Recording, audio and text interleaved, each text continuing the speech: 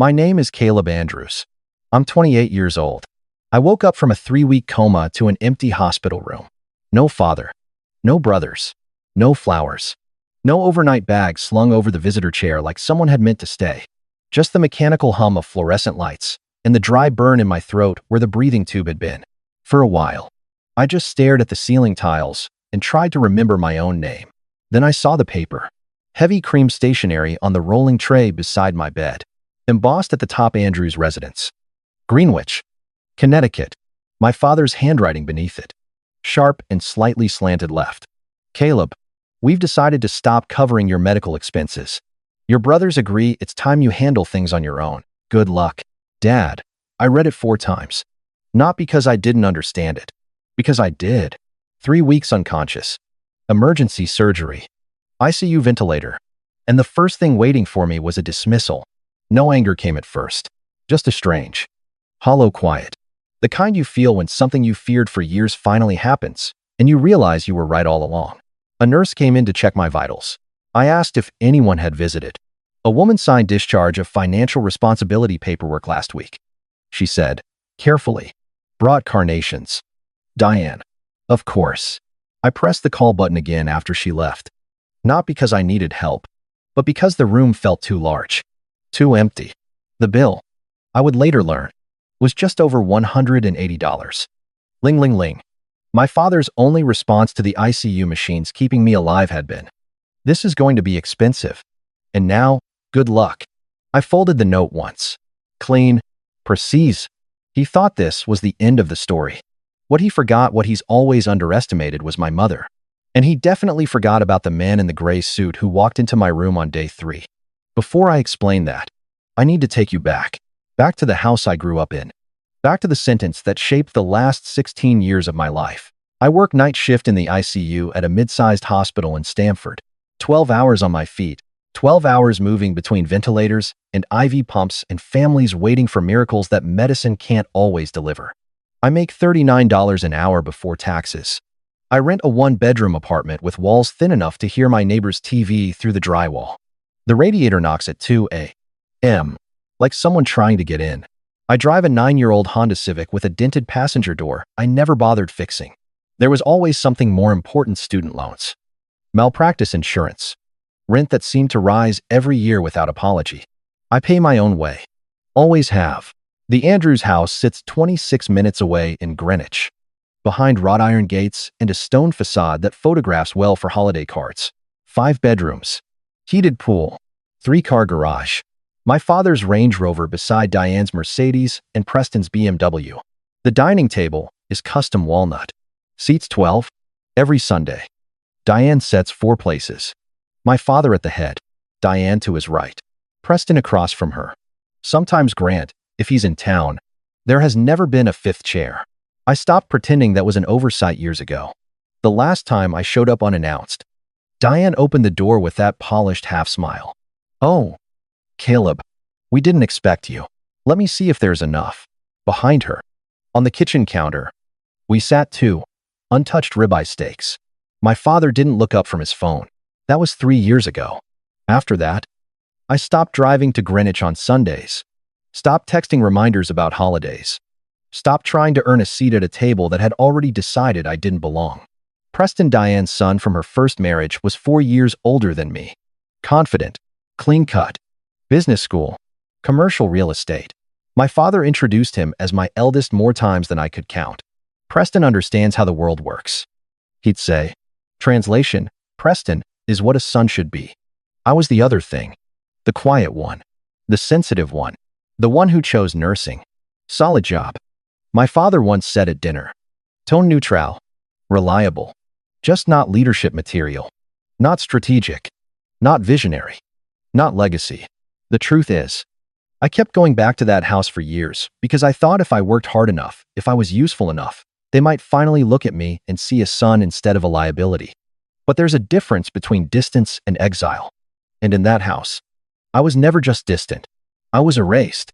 I was 12 the night everything split in half. My mother's name was Margaret Ellis Andrews. She wasn't loud. She didn't dominate rooms. She had a quiet steadiness to her, the kind of warmth that didn't perform itself. She'd leave notes in my lunchbox folded into perfect squares. She remembered exactly how I liked my eggs. She played piano on Saturday mornings, and I'd sit beside her, clumsy fingers, trying to follow scales, while she corrected me gently. She wore the same thin gold watch every day, a family piece from her mother, Eleanor. She never took it off. On March 7th, I had a school recital. Nothing big. 12 kids in a folding chair gymnasium. I'd practiced for weeks. My father said he'd pick me up at 8:30. At opt Patruzeci cinch. I was still sitting on a metal bench in the lobby. By Givianch, 0. The janitor was stacking chairs behind me. I called his cell 5 times. Straight to voicemail. At Noazech. I called my mom. She answered on the first ring. Stay inside, she said. I'm coming. It was raining hard. The kind of early March Connecticut storm that turns roads slick and visibility to glass. She drove out anyway because her 12-year-old son was alone in a school lobby and her husband wasn't answering his phone. She never made it. A pickup truck ran a red light on Route 106. Hydroplaned. Driver's side impact. She was pronounced dead at Stanford Hospital at 9:47 p.m. I was still in my recital shirt when they told me. My father arrived nearly an hour later. He didn't kneel, didn't hug me, didn't ask if I was okay. He stood over me in the hallway outside the ER and said, flat and cold, your mother drove out in that storm because of you. Not yelled, not whispered, stated. I didn't understand at first. Then I did. 3 days later at the funeral, my grandmother Eleanor held my face in both hands and whispered, your mother made sure you'd be taken care of. I thought she meant emotionally. I thought she meant heaven. I didn't understand she meant legally. From that night forward, I carried my father's sentence like a brand. Because of you, it explained everything. I told myself why he didn't look at me the same, why he went quiet when my name came up, why I was moved to the attic later without protest, why I never fought back. When you're 12 and someone you depend on tells you that you caused the worst thing that ever happened to your family, you don't argue. You compensate. You become careful. You become useful. You don't ask for things. You don't take up space. Every time I questioned him as a teenager, the reminder came. You know what your mother sacrificed for you. By 15, I stopped pushing. By 18, I chose a cheaper nursing program instead of the one I wanted because my father said, no need to waste resources. By 25, I had shaped my entire personality around minimizing damage. 16 years of apology for a storm I didn't cause. And the worst part, I believed him. That sentence, because of you, became the gravity I orbited. Every decision, every compromise, every swallowed word. It wasn't until I woke up in that hospital room at 28, staring at a note that said good luck, that I finally asked myself something I should have asked at 12. What if the story I've been living inside isn't true? Diane Mercer entered our lives 2 years after my mother died. She arrived polished. Blowout every Thursday. Neutral lipstick. Chanel flats that never scuffed. A smile that reached her mouth before it reached her eyes. The first night she came to dinner, she brought gifts. A leather wallet for me. A silk scarf for Grant. She told me I had my mother's jawline. Said it like a compliment. Within 6 months, she was staying over. Within a year, she and my father were married. Within 2, my mother was gone in ways that had nothing to do with death. It didn't happen all at once. That would have been easier to fight. First, the portrait above the fireplace disappeared, replaced with a coastal landscape Diane bought in Nantucket. Then, the piano. We need the space for Preston's office, she said gently. You don't really play anymore. Do you? I hadn't played since the funeral. Then my bedroom. I came home from school one afternoon and found my things boxed. My bed dismantled. Moved to the attic 3rd floor. Sloped ceiling. No closet. It'll be more private. Diane said, you're a young man now. You'll appreciate the independence. Preston, her son from a previous marriage, was already in college when she married my father. 4 years older than me. Confident. Direct. Everything my father respected. Harold treated him like the heir he'd always wanted. Preston's going to take over the business someday, he'd say at dinner. He thinks strategically. The first Christmas after Diane moved in, the family card went out with 4 people in it. I wasn't in the photo. I found out when a neighbor congratulated my father on such a beautiful family. When I asked my father once, just once, if my mother had left anything behind, Any documents? Any accounts? He set down his fork and fixed me with that steady, boardroom stare. Your mother left debt, he said. I cleaned it up. Don't bring her up again. Then the part that sealed it. You've done enough. I didn't know what that meant. I just knew it sounded like a verdict. From that point forward, I stopped asking. The house adjusted around Diane's version of reality. My mother's books boxed, her jewelry misplaced, her name spoken less and less until it felt impolite to mention her. And slowly, almost imperceptibly, I became the extra chair. Not removed, just unnecessary. Scapegoat and golden heir. The dynamic settled into place like furniture no one intended to move again. The accident happened on March 14th, almost midnight, end of a 12-hour ICU shift. I was driving home on Elm Street, the kind of exhausted where your thoughts feel wrapped in cotton. I remember the red light. I remember thinking I could finally sleep. I don't remember the box truck. I'm told it ran the intersection at full speed. I'm told my heart stopped once in the ER, and they brought me back. I'm told there was internal bleeding, a ruptured spleen, 2 cracked ribs, a fractured wrist, mild traumatic brain injury. I'm told a lot of things about that night. What I know is this: my father was still listed as my emergency contact. Some part of me had never updated it. Some part of me still believed that if something catastrophic happened, he would show up. He did. Week 1. Grant told me later that Harold stood in the ICU doorway, looked at the ventilator, the monitors, the IV pumps, and said, "This is going to be expensive." Not, "Is he going to make it?" Not, "Can I see him?" Just the math. Week 2. Only Grant came. Quiet. Sat beside the bed. Read sports headlines out loud, even though I couldn't hear him. Week 3. No one. Then I woke up to the note. 2 days after I came out of the coma. I tried calling them. Grant's number went straight to an automated message. This number is not accepting calls from this line. Blocked. I stared at the screen for a full minute before I understood. I called the house in Greenwich. Diane answered on the 3rd ring. I could hear heels on tile. The echo of a kitchen that had never felt like mine. "Caleb," she said smoothly, "we heard you were awake. How are you feeling?" "I was in a coma for 3 weeks. I said. My voice still sounded like gravel. "You signed paperwork transferring my hospital debt to me." A pause. Calculated. "We're glad you're recovering," she said, "but you're 28 years old. Most men your age don't rely on their parents to handle medical expenses. You reassigned my bills while I was unconscious. We're encouraging independence." She replied. "It's time." I felt something in my chest shift, not anger yet. Clarity. "What am I to you?" I asked. Her tone dropped half a degree. "Preston's wedding is in 3 months. Harold has a very important development closing. This isn't a good time for complications." There it was. Timing. I wasn't a son in crisis. I was a scheduling inconvenience. Before hanging up, she added lightly, "We've let everyone know you've chosen to go your own way. It's better for the family." Rewritten already. By the time I hung up, the numbers were clear. Total hospital bill, just over $187. Ling ling ling. Insurance covered part. My liability roughly $43. Ling ling ling. Savings account $6. Lading lies. Out of work for at least 8 weeks. Car totaled. Lease ending in 6. I was lying in a hospital bed in a gown that tied in the back, staring at a debt that could break me. And the only thing my family had left behind was a bouquet of wilted carnations and a note that said good luck. That was the rock bottom. Or at least, I thought it was. I hadn't yet seen what they were willing to say about me once I couldn't defend myself. The smear started 48 hours after I woke up. It didn't come from a stranger. It came from my father. My phone buzzed Wednesday morning with a text from my Aunt Claire, Harold's sister. "Caleb, I saw your dad's email. I'm disappointed in you." I hadn't seen any email. An hour later, a co-worker from the hospital forwarded it with a message above. "Is this real? This doesn't sound like you." Subject line, "A difficult family update." It had been sent to what looked like everyone: relatives, family, friends, business associates, foundation board members, at least 30 recipients.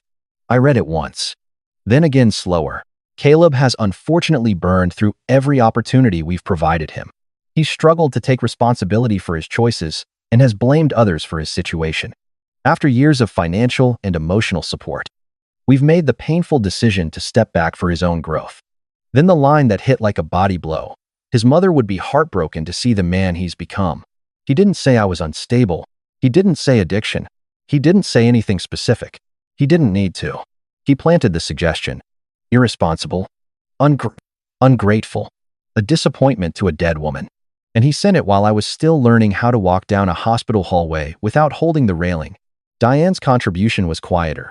In the family's private Facebook group, she posted, "We tried everything. Sometimes you have to let them fall so they learn." Praying for him, within hours.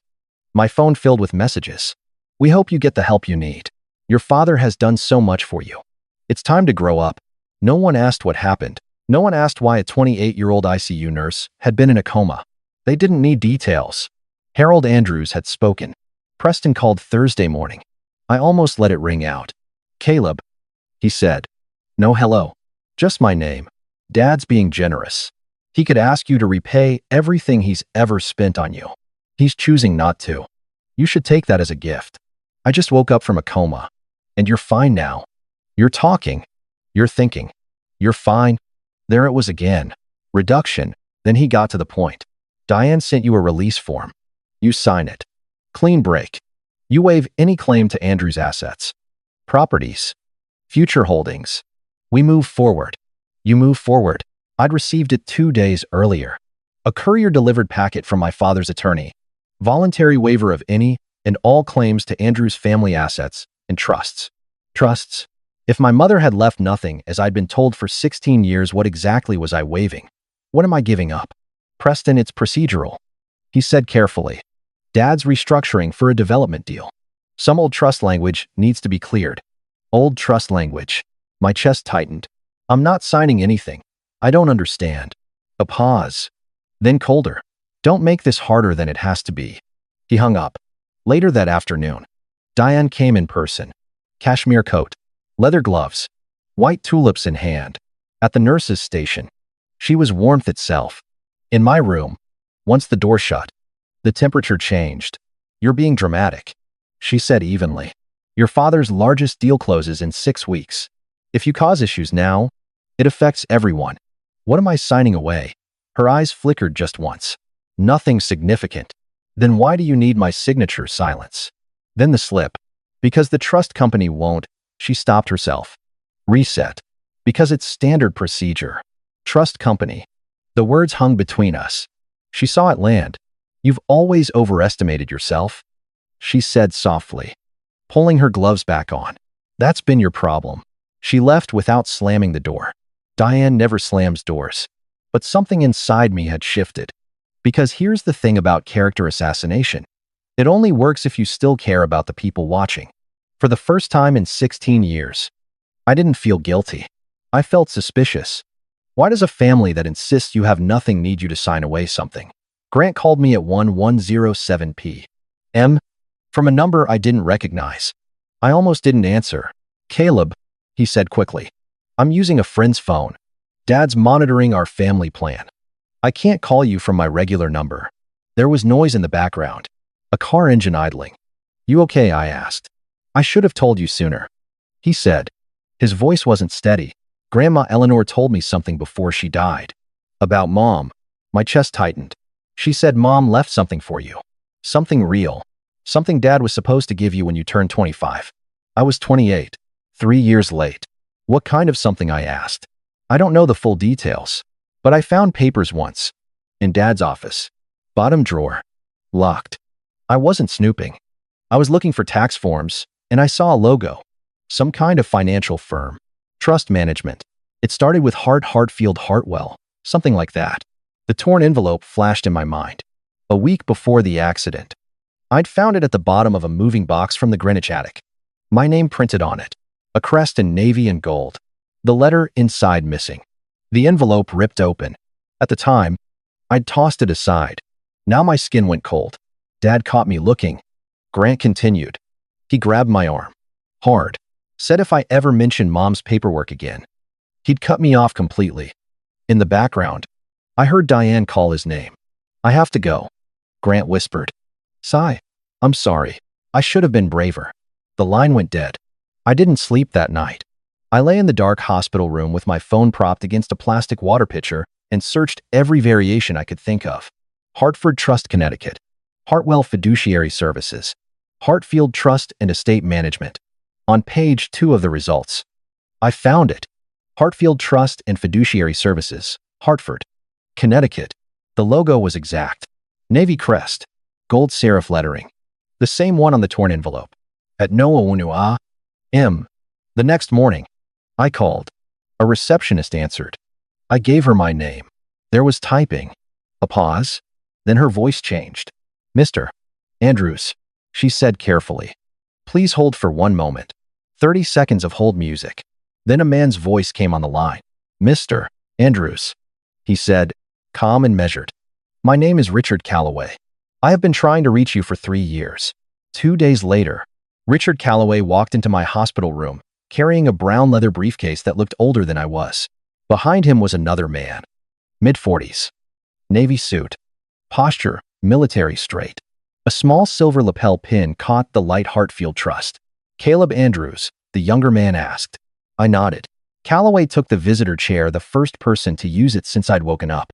He set the briefcase on the rolling tray table and moved my plastic water cup aside with a quiet, "May I?" more courtesy in 3 seconds than my father had shown me in 16 years. Mr. Andrews, he began, voice steady and deliberate. Your mother, Margaret Ellis Andrews, established an irrevocable trust in 2008. You are the sole beneficiary. The word irrevocable landed heavy. It was funded by your maternal grandmother, Eleanor Ellis.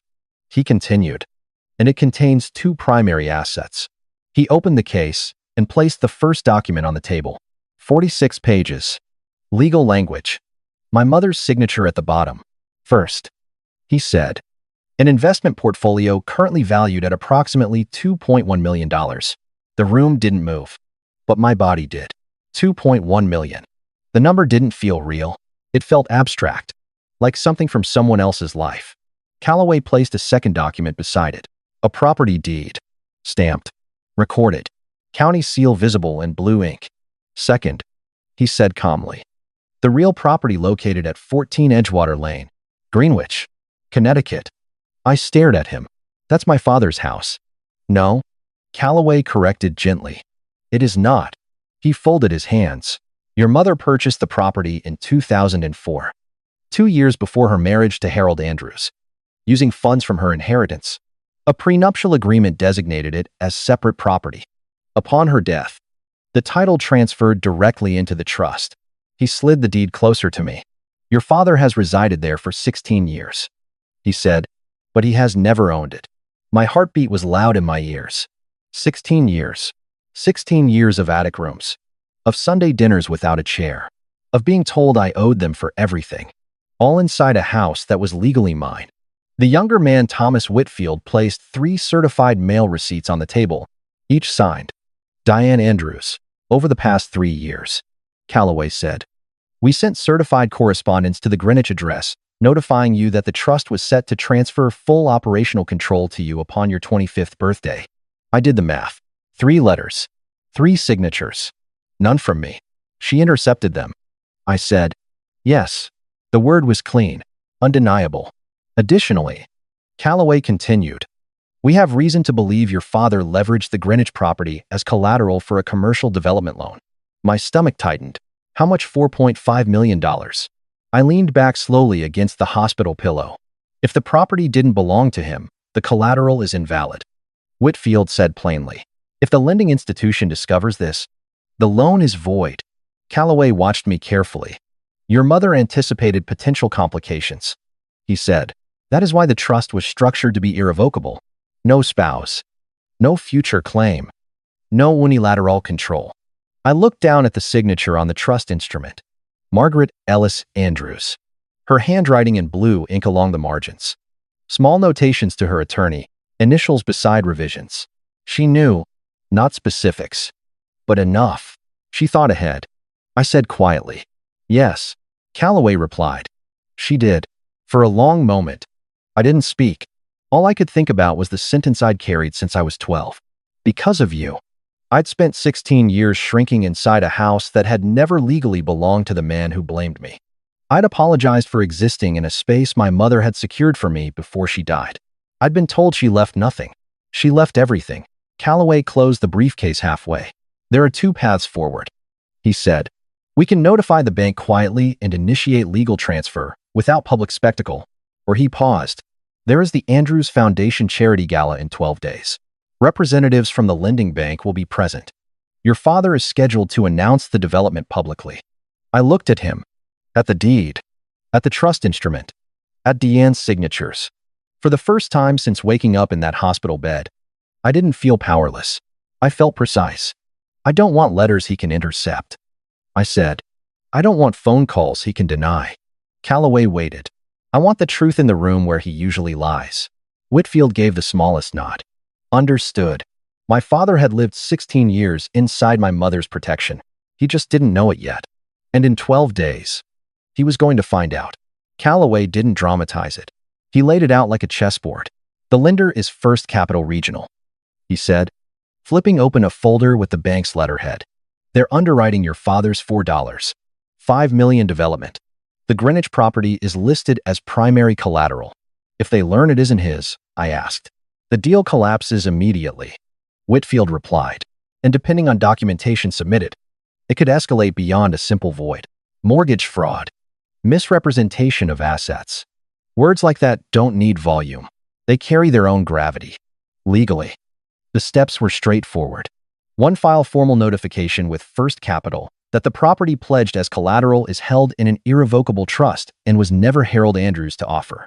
2, petition the court to transfer full operational control of the trust assets to me, something that should have happened 3 years ago. Clean, procedural, effective. The question wasn't if. It was when. I didn't want spectacle. I didn't want shouting. But I also didn't want a quiet letter that could disappear into the same locked drawer as the others. The gala? Calloway said, almost casually. 12 days from now. Harold is being honored. The development will be formally announced that evening. First Capital's senior officers will be in attendance. I pictured it. Crystal chandeliers. Navy tablecloths. My father at a podium talking about legacy. Built on land that wasn't his. I was discharged from the hospital that Thursday. Grant helped quietly booked me a room at a Hampton Inn in Hartford using a prepaid card. Texted me the confirmation number from a burner phone. Don't tell Dad, he said. We were grown men hiding like teenagers. The hotel room was anonymous. Beige carpet. A coffee machine that sputtered. A window overlooking a parking lot. It was the safest place I'd been in weeks. I spent the first few days healing, walking slow laps down the hallway, letting my ribs protest and settle, eating soup from the diner next door. On the 4th day, I stood in front of the bathroom mirror and practiced 3 sentences. Not a speech, just facts. I slipped the deed and trust copies into a manila folder Calloway had given me. The gala was in 10 days, somewhere in Greenwich. My father was rehearsing gratitude for an empire he believed he owned. He had no idea the foundation was about to move. And this time, I wasn't showing up for a seat at his table. I was showing up to take back the room. The Andrews Foundation Charity Gala was held at the Delmare, Greenwich's most exclusive boutique hotel. Black tie preferred. Valet parking. White lilies on every table. I arrived at 8:12 p.m. I didn't use valet. From the lobby, I could hear the ballroom 200 voices layered under a string quartet. Champagne glasses chiming against crystal. The kind of event where reputation is currency. Harold was already on stage. Navy suit. Perfect posture. The version of him the world believed in. A visionary developer. A devoted husband. A pillar of this community. Applause rolled through the room. Diane sat at the front table in a black gown. Diamonds at her ears. Preston beside her. Composed. Already dressed for inheritance. Then, Harold took the microphone. This new development, he said, is built on land and assets that have been in my family for decades. Everything I have. I built. I stepped through the double doors. Conversation thinned as people turned. I wasn't in a tux. Dark blazer. White shirt. Black trousers. My cast was gone. But my wrists still stiff. I walked carefully, not for drama. My ribs still remembered the truck. Richard Calloway was at my left. Thomas Whitfield at my right. We didn't rush. Diane saw me first. I watched the color drain from her face. She leaned toward Harold. He turned. His public smile appeared instantly. "Caleb," he said warmly, stepping down from the podium. "What a surprise. I didn't realize you were well enough to attend." "I'm standing," I said evenly. "That's more than you planned for." The nearest tables went silent. "This isn't the time," Harold murmured. Controlled. "Why don't we step outside? You had 28 years to talk outside." I replied. "You left me a note." A ripple moved through the room. Diane crossed toward us, and smile locked into place. "Caleb, you've clearly been through a lot," she said softly. "Maybe you should sit down. Did you sign certified mail address to me 3 times and never tell me?" I asked her. Her hand, resting lightly on my sleeve for show, went rigid. Harold's expression shifted. "What is this?" he demanded. Calloway stepped forward. He didn't raise his voice. He didn't need to. "My name is Richard Calloway," he said, managing trustee of the Margaret Ellis Andrews Irrevocable Trust, established in 2008. A visible fracture moved across Harold's face. "That trust names Mr. Caleb Andrews as sole beneficiary." Silence. Calloway opened his briefcase on a nearby table between 2 untouched wine glasses and laid out 3 documents in a straight line. The trust instrument, the property deed for 14 Edgewater Lane, and certified mail receipts signed by Diane Andrews.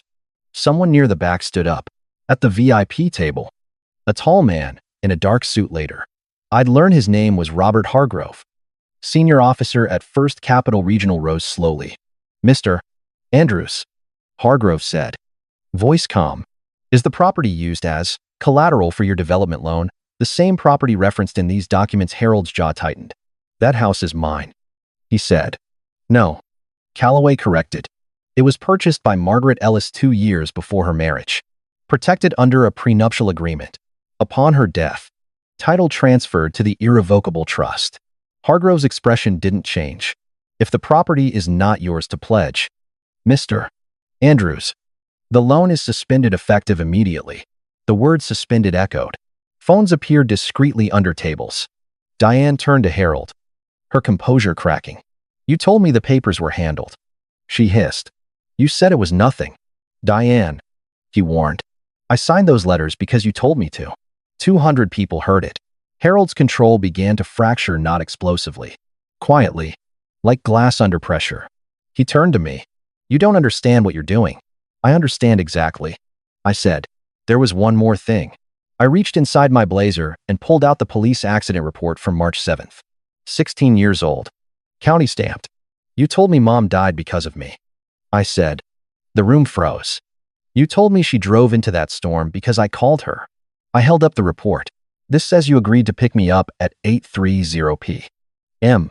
It says Mom called your cell phone 5 times between 8:45 and 9:10. It says your phone was off because you were at a poker game on Fairfield Avenue."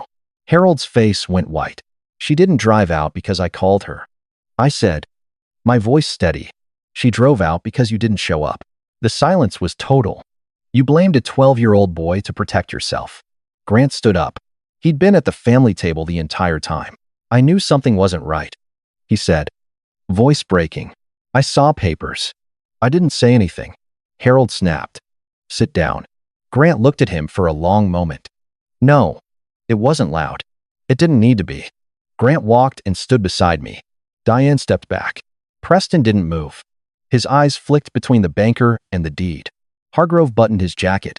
"Our legal department will be in contact Monday," he said evenly. "Good evening." He left. And just like that, the empire cracked. Harold didn't yell. He didn't defend himself. He sat down at an empty table set for 10. Champagne is still cold. Lilies still fresh. Program on his plate reading, "Honoring Harold Andrews, a legacy of leadership." I looked at him once more. For the first time in my life, I didn't feel small in his presence. I felt finished. There was nothing left to say. I turned and walked out of the ballroom. Grant followed. Behind us, the sound wasn't applause. It was recalculation. The fallout didn't explode. It unraveled. Calloway filed formal notification with First Capital Regional the following Monday. The deed, the trust instrument, the prenuptial agreement, everything was submitted cleanly. Documented. Time-stamped. The bank voided the $4.5 million loan within 72 hours. Harold's attorney requested extensions. Twice. The court denied both. By early June, operational control of the Margaret Ellis Andrews Irrevocable Trust was formally transferred to me 3 years later than it should have been. The investment portfolio had grown modestly in that time, just over $2 million. Steady, conservative, protected. The property deed to 14 Edgewater Lane was updated to reflect the trust's beneficiary me. Harold was notified that his continued residency in the property was at the discretion of the trust holder. I gave him 30 days to vacate. More than he gave me. First Capital referred the misrepresentation of collateral to their internal legal department. I was told the phrase potential mortgage fraud had been used in preliminary discussions. Harold's lawyer advised settlement before it escalated further. Legal fees alone were projected to exceed $200,000. Diane filed for divorce in mid-May. The paperwork cited irreconcilable differences. Timing told the truth. When the house was no longer an asset, neither was Harold. Preston called once. Left a 4-minute voicemail. A lot of throat clearing. A lot of pauses. I didn't know the full picture. He said, "If there's anything I can do." I deleted it. Not out of anger. Out of clarity. Preston had always aligned himself with strength. He wasn't apologizing. He was repositioning. The Andrews Foundation Gala did not occur the following year. No one volunteered to host it. I sold the Greenwich house in July. $1 million. Some people would have kept it, renovated, reclaimed it. I couldn't. Every room in that house held a version of me I'd outgrown. The attic bedroom with the sloped ceiling, the dining table with 4 settings, the hallway where my mother's portrait used to hang. It was never the walls that hurt me. It was the story told inside them. I didn't need a mansion. I needed distance. The sale closed cleanly. Funds transferred into the trust account. Harold moved into a rental in Norwalk. Smaller. Quieter. I don't know what conversations he's having now. I don't ask. Grant and I speak every week. Not carefully anymore. Openly. He started therapy in April. I started in May. Not because I'm broken. Because I carried someone else's guilt for 16 years, and it doesn't disappear just because the paperwork clears. The legal resolution wasn't loud. There were no handcuffs. No public apology. Just inevitability. Paperwork corrected. Ownership restored. Narrative exposed. The empire my father built didn't collapse because I attacked it. It collapsed because it was resting on something that was never his. And when the foundation was examined, it failed. Quietly. Thoroughly. Completely. I live in West Hartford now. 3rd floor walk-up. Hardwood floors. Big windows that catch morning light. Across the living room. The stairs were brutal the first few weeks while my ribs healed. But I didn't mind. Every step up felt earned. I went back to nursing. New hospital. New badge. C. Andrews. RN. No one here knows about the gala. Or the trust. Or the house in Greenwich. They know me as the night shift nurse who stays calm when alarms start screaming. The one who brings banana bread to staff meetings. The guy who double-checks dosages without being asked. That's enough. Grant and I have dinner every Thursday at a small Italian place near his apartment. Red checkered tablecloths. Cheap wine. Nobody there cares about legacy. We talk about real things now. About anger. About guilt. About how long we both believed the wrong story. On a shelf in my living room, next to a small jade plant and a stack of books I keep meaning to read, there's a framed photo of my mother. Silver frame. Simple. She's laughing. Holding me as a kid. Her gold watch catching sunlight. For 16 years. I looked at her picture and felt shame. Now I feel something else. Proof. Proof that someone once believed I was worth protecting. I spent most of my life apologizing for existing. Believing that if I were quieter, better, and stronger, more strategic, my father might finally look at me and see a son. But the day I stopped trying to earn a seat at his table was the day I realized I didn't need one. You are not the story someone else wrote about you. Not the name they called you at dinner. Not the chair they didn't set. Not the guilt they handed you to carry. I didn't win because I was louder.